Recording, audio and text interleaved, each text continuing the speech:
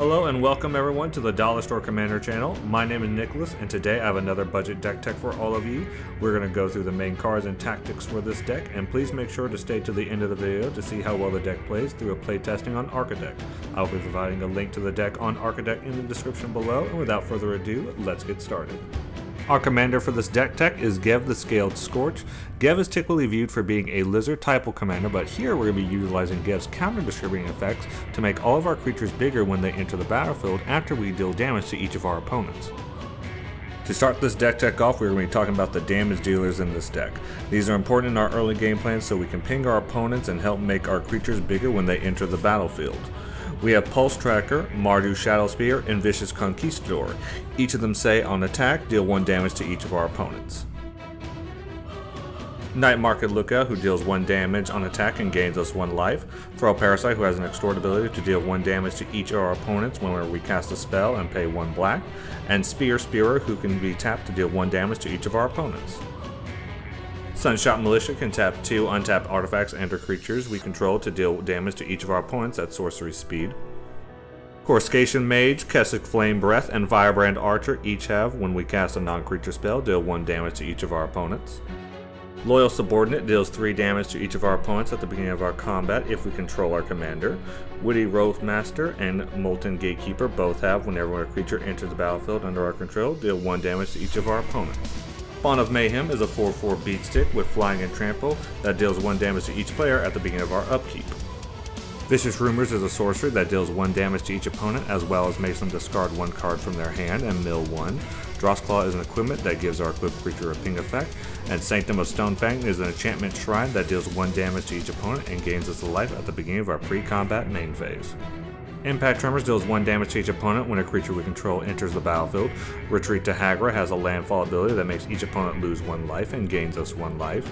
And our only planeswalker in the deck is Ob Nixilis of the Black Oath, whose plus ability causes each opponent to lose 1 life and gains us that much life lost, but also can make a 5/5 flying demon token with its -2 ability. Speaking of tokens, let's move on to our token makers. After we deal damage to each of our opponents, we'll play any of these spells to amass a huge board. Tilonali Summoner can make tokens on attack whenever we pay mana into it, and we can keep those tokens if we have the City's Blessing. Krinko, 10 Street Kingpin, makes 1/1 Goblin tokens equal to his power when he attacks, and Anaware Garrison makes 2 humans tapped and attacking whenever it attacks. Beetleback Chief and Hellspur Posse Boss both make 2 extra bodies when they enter the battlefield, and Siege Gange Commander makes us 3 bodies when it enters. Grave Titan makes 2 zombie tokens when it enters the battlefield or attacks. Riders of the Mark can return itself to hand after it attacks and makes 1/1 tokens equal to its toughness. And Threefold Thunderhulk enters with 3 counters on it and makes 1/1 tokens when it enters the battlefield or attacks equal to its power. Krinko's Command and Dragonfaller are 2 sorceries that make us 2 1/1 Goblin tokens, and Hordling Outburst creates 3 1/1 Goblin tokens. Empty the Warren is a sorcery that has Storm and makes us 2 1/1 Goblin tokens when we cast it. Tenth with Vengeance and Song of Totentans are both X spells that create X 1/1 creature tokens with different upsides to them. Next up is our card advantage section. Stormfist Crusader lets each player draw a card and lose 1 life at our upkeep. For fun, we have 2 lizard creatures. Fireglass Mentor lets us exile the top 2 cards of our library and choose 1 and play it. And Laughing Jasper Flint lets us steal cards from the top of one of our opponent's library equal to the number of outlaws we control, this being 2 if we have him and our commander out. Twilight Prophet says at the beginning of our upkeep, if we have the City's Blessing, reveal the top card of our library and put it into our hand, and deals damage to each of our opponents equal to the spell's mana value. Ob Nixilis, Captive Kingpin, lets us exile a card from the top of our library and play it until the end of our next turn, whenever one or more opponents lose exactly 1 life. Village Rites lets us draw 2 cards if we pay the additional cost of sacrificing a creature. Deadly Dispute having the same additional cost while also providing a treasure token. Sign in Blood lets us target a player to draw 2 cards and lose 2 life. Night's Whisper being similar to Sign in Blood, letting us draw 2 cards and lose 2 life. Read the Bones costing 1 more mana and letting us first scry 2 to draw 2 cards and lose 2 life. Light Up the Stage can cost a single red for its spectacle cost and lets us exile the top 2 cards of our library and play them until the end of our next turn. Theater of Horror exiles the top card of our library, and we may play those cards exiled from it if an opponent lost life this turn. Blood-Soaked Insight is an MDFC that gets cheaper for each 1 life our opponents lost, and lets us exile the top 3 cards of an opponent's library and play them until the end of our next turn. We will now be moving on to our interaction section. We have End the Festivities and Tectonic Hazard, which both deal 1 damage to each creature and each opponent. For our board whites, we have Chain Reaction and Blasphemous Act. Our single target interaction will consist of Terminate, Chaos Warp, and Feed the Swarm. Lastly, we have Sat's Will, which makes us pick one of its 2 modes, but lets us have both if we control our commander, either making each opponent sacrifice a creature with the greatest power, or exiling our opponent's graveyards and make tokens equal to the greatest power of creatures exiled this way. For our last section, we'll just take a quick overview of our ramp package.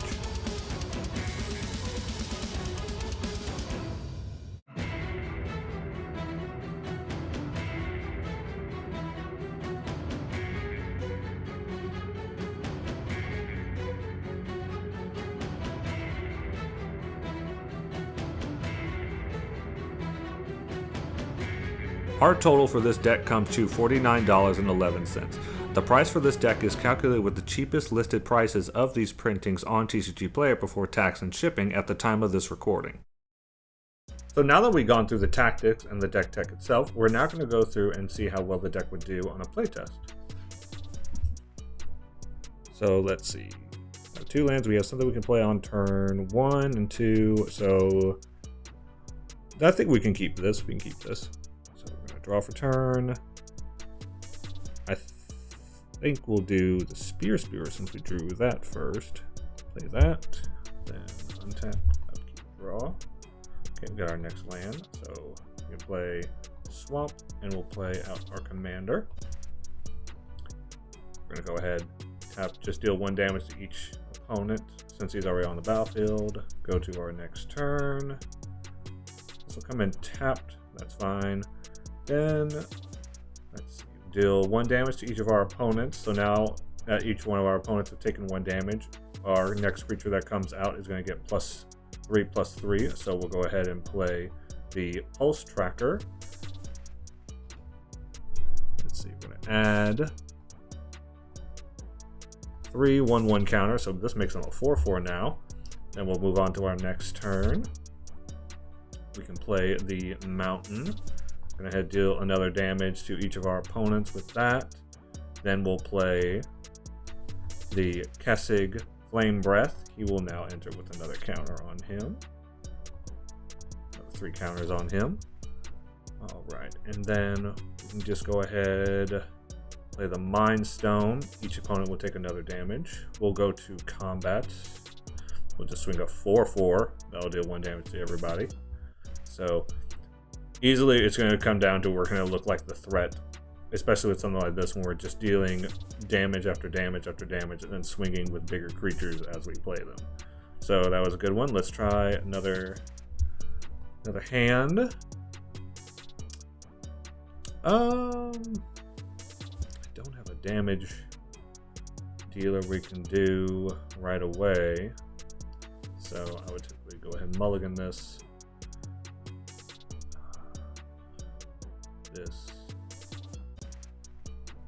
I don't want to go down to 7, so let's see how well this will do.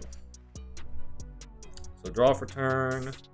Okay, we can keep this hand. Okay. Draw, play that, we'll play Mardu, Shadow Spear, pass the turn. We'll play Tainted Peak, and we'll play our commander. So I'll wait till next turn before we can start attacking. Missed the land drop, but that should be fine.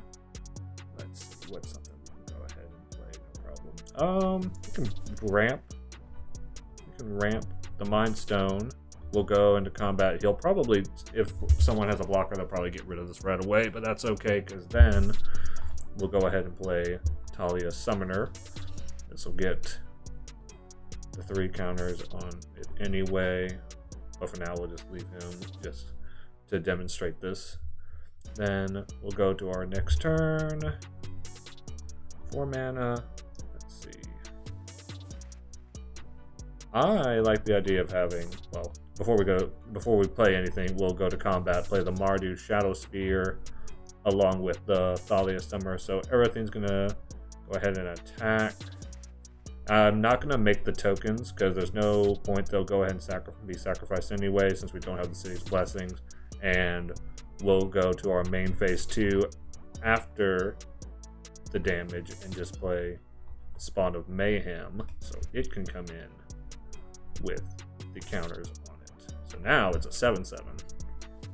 And like I said, even if this would have died, we probably still would have gotten this out on gotten this out on our next turn. We're gonna play it for the spectacle cost. We'll just play it for its normal cost for now. Y'all will be a better player than I will be, but this will come in. It'll be able to deal damage on our upkeep, so we won't have to worry too much about the Mardu Shadow Spear dying. Go to our next turn. Just another land drop. That's okay. Yeah, I think we would just probably want to go to combat. Let's see. We have 8. Let's see if we can. Actually, we'll just go ahead and do the Rakdos Signet and then the Unaware Garrison. This triggered at our upkeep, so this will enter with the counters on it, making it a 5/6. Go to combat, deal damage to each of our opponents. So, alright, this is pretty good so far. Minus the fact that we did not hit our land drops, but we did pretty well so far even without it. So let's try one more. Let's see. 2 lands, not a swamp. So this will just tap for colorless. So let's mulligan it. No, not one I would want to keep either way. Even though we're hitting our land drops, let's go ahead and try to go down to 6. Let's see what happens. This is better. I think this will be fine. We'll just bottom, empty the Warren, and we'll keep this. Draw. We'll play the mountain. Go to our next turn. We'll play the swamp. We'll just play the Arcane Signet next. We don't have to be too aggressive right off the bat. We can draw it out. Let's see. This will be at the beginning of our combat. So we'll play the Lowell Subordinate. Go to our next turn. Play the mountain. Get everything organized right here. We'll then play our commander. Alright, we'll go to our combat. At the beginning of combat, each opponent will lose 3 life. Then we will play. We'll play the Tilanali's Summoner. So we can just enter with the counters. Okay, and go to the next turn. That's a pretty good one. So let's see. 1, 2, 3, 4, 5, 6, 7, 8, 9. We're at the beginning of the next end step. So we would probably, just because we're gonna go to our combat, each opponent loses 3 life. Tilanali's Summoner, we're gonna attack with them. We'll pay 1. We'll have to pay the 1 red, so 1, 2, 3. We can make 3 tokens. Let's see. We'll make the tokens. Here they are.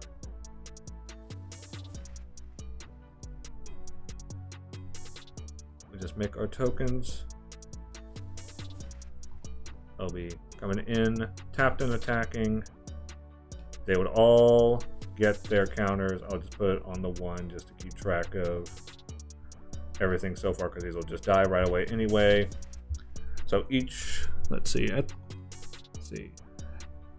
tapped and attacking at the beginning of the next end step, each of those tokens will be sacrificed unless we control the city's blessing. These are not going to count for themselves, so we'll go to our main phase 2. We can sacrifice the token to go ahead, draw 2, make a treasure token.